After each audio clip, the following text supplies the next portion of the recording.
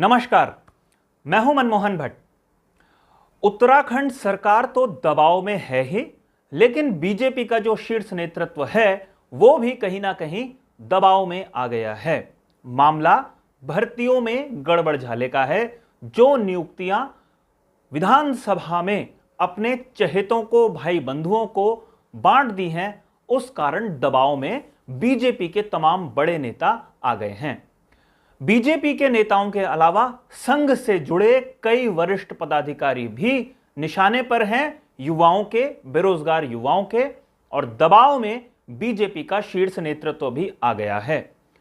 कई जानकार ये बात कहते हैं कि विधानसभा में भर्तियों की बात हो या यूकेएसएसएससी में गड़बड़झाला हो, इसकी गूंज सिर्फ उत्तराखंड तक सुनाई नहीं दे रही है, बल्कि विपक्ष के लिए यह एक बड़ा हथियार है।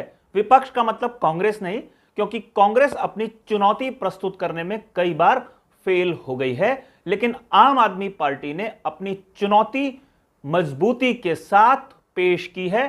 पहले दिल्ली में, उसके बाद पंजाब में, और अब तमाम एक्सपर्ट्स ये कहते हैं, राजनीतिक विश्लेषक ये कहते हैं कि आम आदमी पार्टी के सामने ये एक बड़ा मुद्दा है।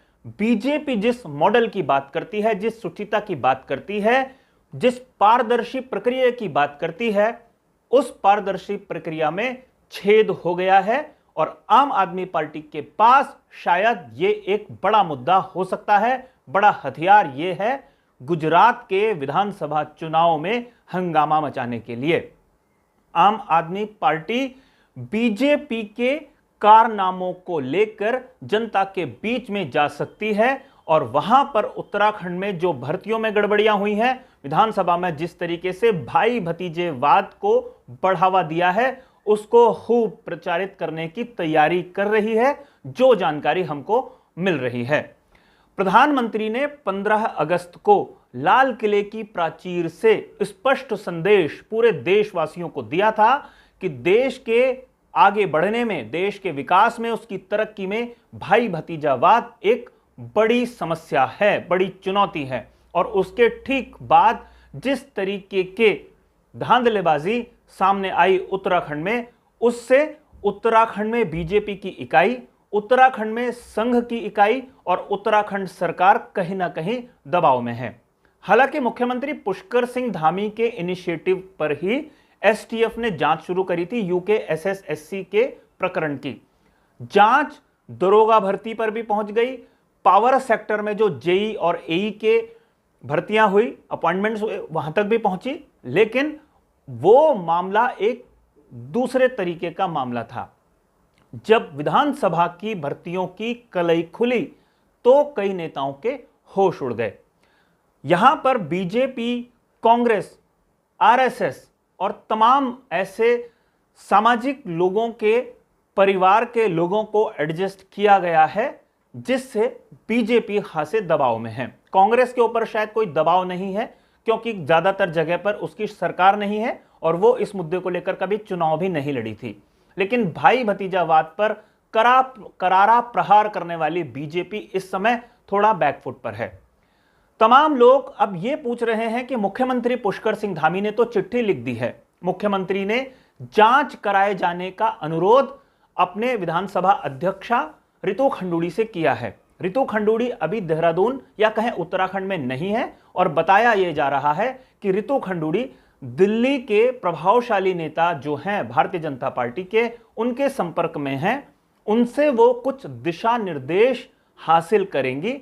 उसके बाद जब वो देहरादून या उत्तराखंड पहुंचेंगी, उसके बाद ही कोई बड़ा फैसला वो कर सकती हैं। कई लोग जो जानकार हैं वो ये कह रहे हैं कि हाई कोर्ट के किसी रिटायर्ड जस्टिस की अध्यक्षता में कमेटी बनाकर विधानसभा में जो भर्तियां हुई हैं उसकी परीक्षण कराया जा सकता है। कई लोग ये कहते हैं कि बीजेपी को अपने दामन को साफ बचाए रखने के लिए जो भर्तियां 2011-12 के बाद से हुई हैं उन्हें रद्द वो कर सकती है। नियमावली संभवतः 2011 में तैयार हुई थी और पास हुई थी। उस नियमावली के बाद जो भी अपॉइंटमेंट हुए हैं विधानसभा सचिवालय में, उन्हें रद्द कर सकती है बीजेपी एक बड़ा राजनीतिक वर्ग राजनीति खबरों का जो विश्लेषण करता है वो इस बात को कह रहा है, और कुछ लोग ये कहते हैं कि रिटायर्ड जस्टिस अगर जांच करें, उनके रिकमेंडेशन आए, उसके बाद रितु खंडूड़ी कोई बड़ा एक्शन ले सकती है।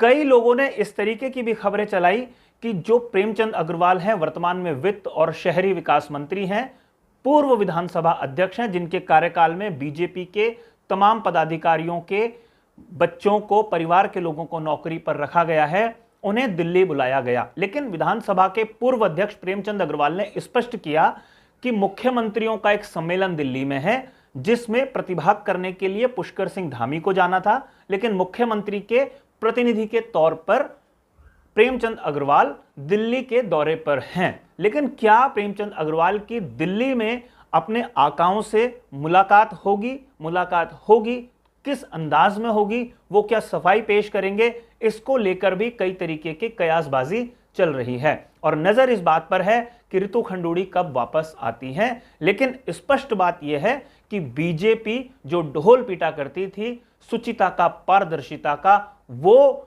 उसकी कलई एक बार उत्तराखंड में खुलती हुई नजर आई है। उसे अगर अपना दामन पाक साफ रखना है तो कुछ कड़े कदम उठाने होंगे। वो कड़े कदम क्या हो सकते हैं, उसके संभावनाओं पर ही अब तमाम लोग तैयारी कर रहे हैं कि क्या होगा। खबर इस तरीके से भी आ रही है कि दिल्ली में बीजेपी का जो शीर्ष नेतृत्व है वो इस मामले पर गंभीरता के साथ मंथन कर रहा है, और कहीं ना कहीं इस मामले को ठंडा करने की कोशिश की जा रही है, क्योंकि इसमें बीजेपी के नेताओं के ही नहीं बल्कि संघ के वरिष्ठ पदाधिकारियों के बच्चों के नाम शामिल हो गए हैं। उनके परिजनों को नौकरी पर रखा गया है बैकडोर से। इसलिए अब संघ के पदाधिकारियों को बचाने की क्या कोशिश शीर्ष नेतृत्व करेगा, यह देखने वाली बात होगी। अपनी इमेज को बचाने की क्या कोशिश बीजेपी का शीर्ष नेतृत्व करेगा, यह देखने वाली बात होगी। साथियों, अभी के लिए मेरे को इजाजत दीजिए, लेकिन जाने से पहले दो विशेष आग्रह मैं जरूर करूंगा। यह रिपोर्ट अगर आपको पसंद आई हो तो इसे लाइक जरूर कीजिएगा, इसे शेयर करके अपने मित्रों तक अलग अलग ग्रुप्स में इसे पहुंचाइएगा जरूर, ताकि हमारी बात भी दूर तक पहुंच सके। और इस चैनल को अगर आपने अभी तक सब्सक्राइब नहीं किया है तो इस चैनल को भी सब्सक्राइब आप जरूर कर लीजिए। अगली बार कुछ नए विश्लेषण के साथ आपके साथ दोबारा मुलाकात होगी, तब तक के लिए इजाजत दीजिए। नमस्कार।